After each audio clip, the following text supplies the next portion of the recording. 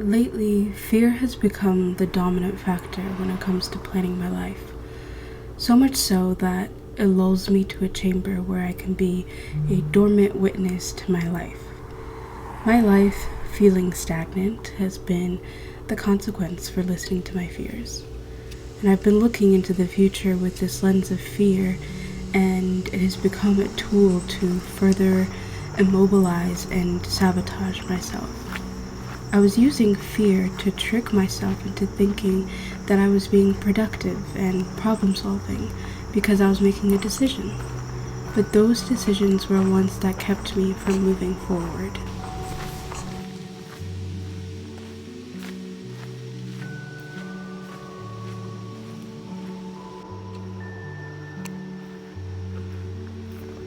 And then there is another fear that layers into it when I recognize that my life is stagnant.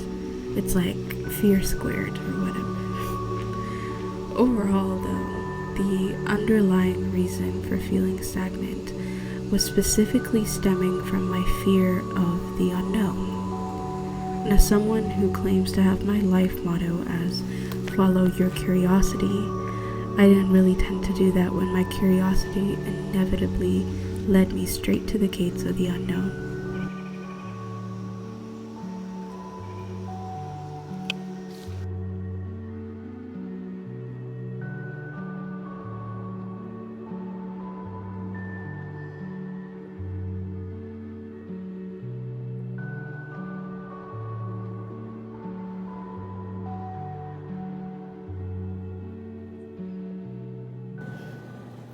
The major thing that stumped me when it came to the unknown was that I assumed that it was this untouchable and separate entity that, once approached, would suck me into it and kind of morph me into this fog, disembody me.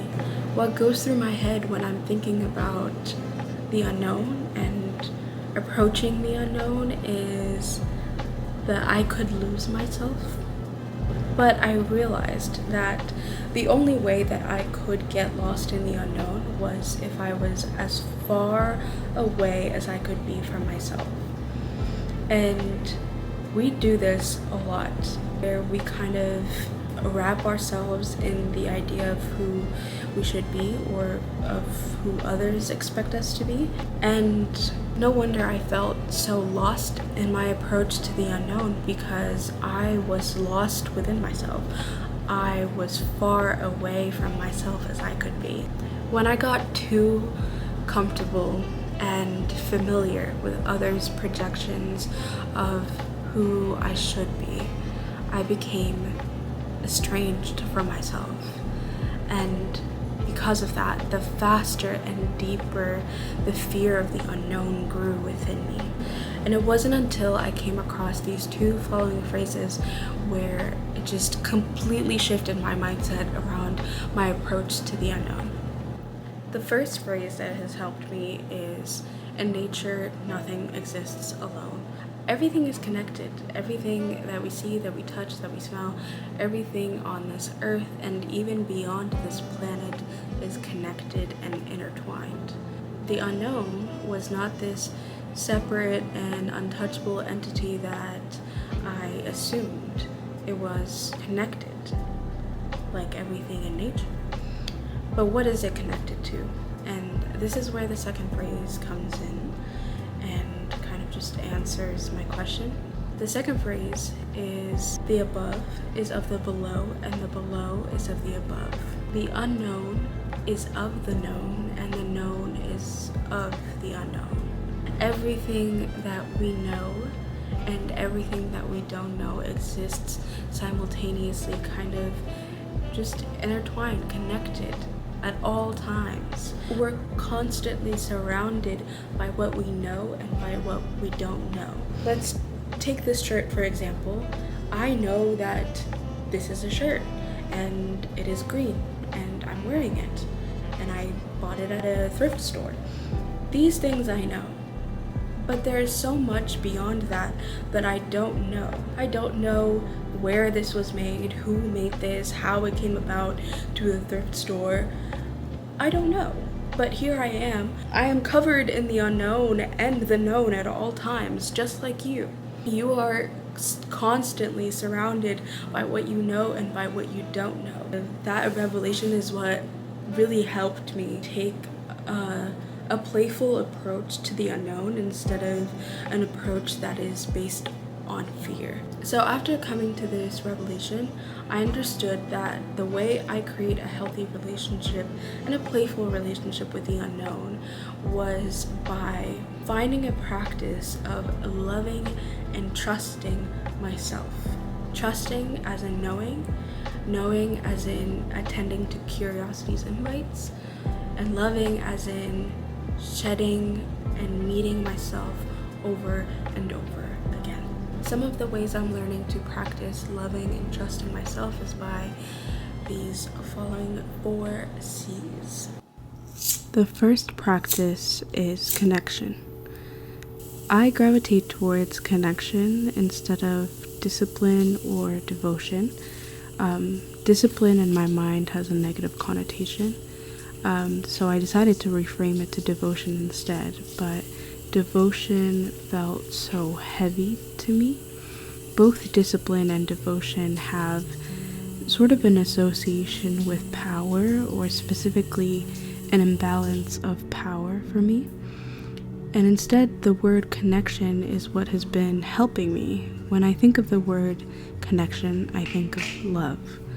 I'm connected to myself, the world around me, the people in my life, and I use the connection that I make with myself, my friends, spirit, to move through the unknown. The second thing that helps me learn to love and trust myself is through curiosity. Curiosity comes to me in the form of an invitation.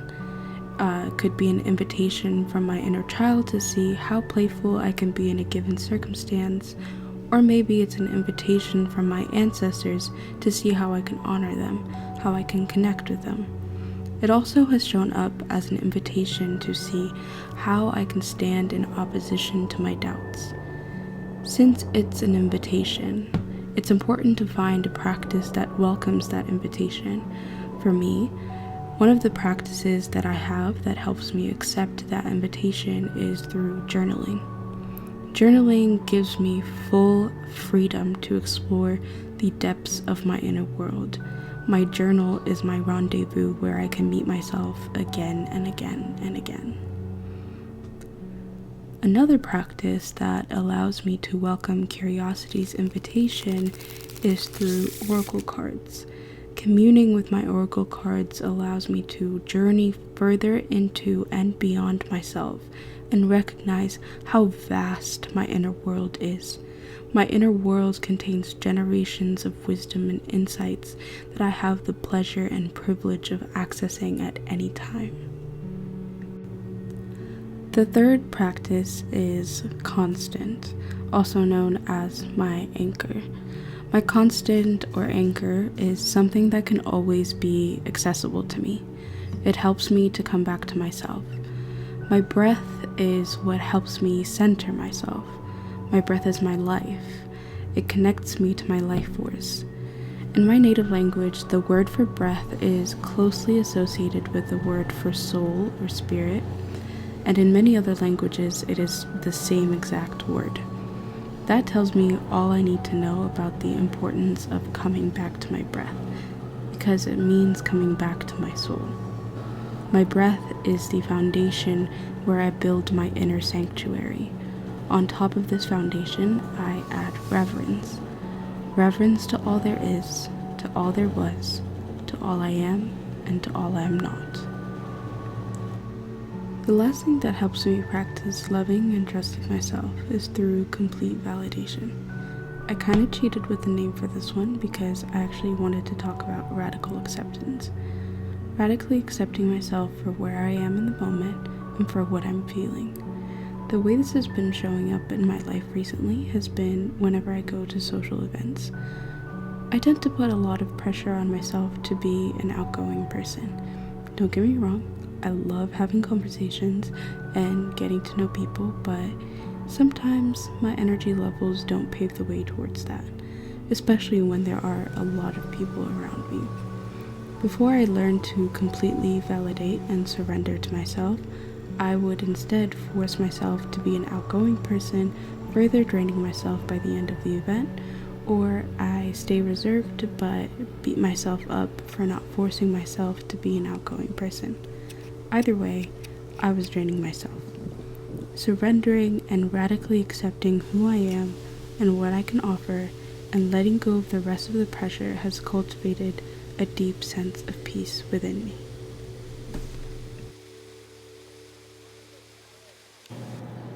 Before I leave, I wanted to quickly introduce myself and my channel. Welcome, I am Marek, and this channel is my virtual altar. It is a sacred and magical space for self-reflections, for spiritual growth, and offerings. This is a space where we can marvel at our inner worlds that go further and deeper into and beyond ourselves. Thank you for spending your time with me, for watching this video. I hope that it has helped in some way. And if you want to see more of me and my reflections and my spiritual growth, make sure to subscribe and like this video, and I will see you in the next one.